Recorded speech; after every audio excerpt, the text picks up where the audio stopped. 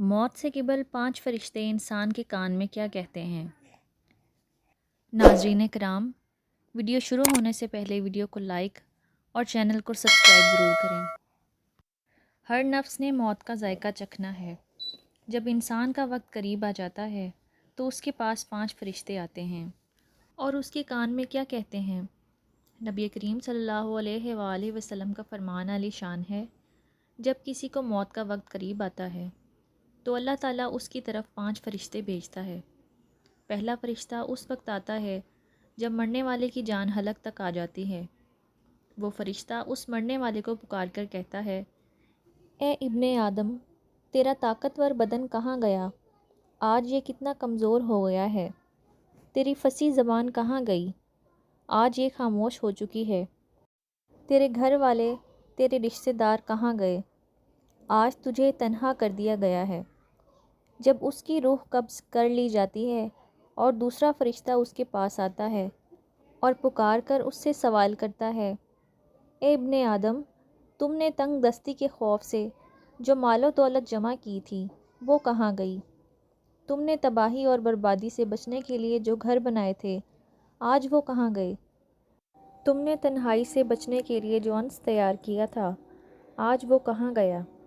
جب اس کا جنازہ اٹھایا جاتا ہے تو تیسرا فرشتہ اس کے پاس آتا ہے اور اس سے پکار کر کہتا ہے، اے ابن آدم، آج تو ایک ایسے سفر پر روانہ ہو رہا ہے، اس سفر جتنا لمبا سفر تم نے کبھی نہیں کیا۔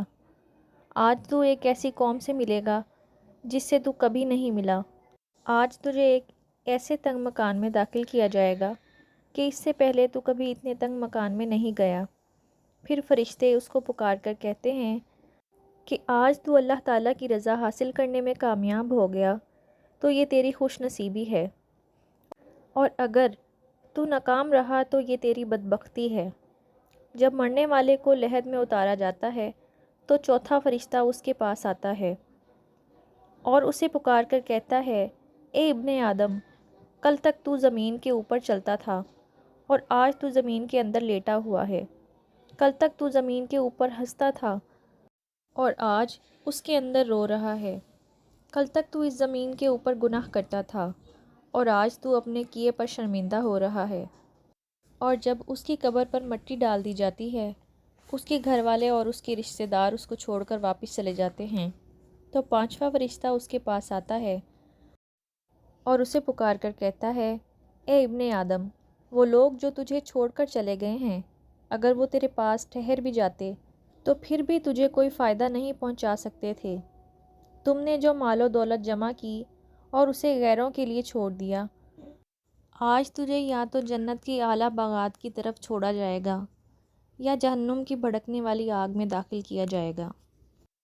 اے ایمان والو، یہ زندگی بہت مختصر اور فانی ہے۔ موت تو ایک دن آنی ہی ہے اور سب کو ان کے اعمال کے مطابق جزا یا پھر سزا ہوگی۔ اس زندگی میں نیک کام اور نیک اعمال اور اللہ کی خوشنودی کی طرف آنے میں مصروف ہو جائیں۔ دعا ہے اللہ تعالیٰ سب کو نیک عمل کرنے کی توفیق عطا فرمائے۔ آمین ثم آمین یا رب العالمین۔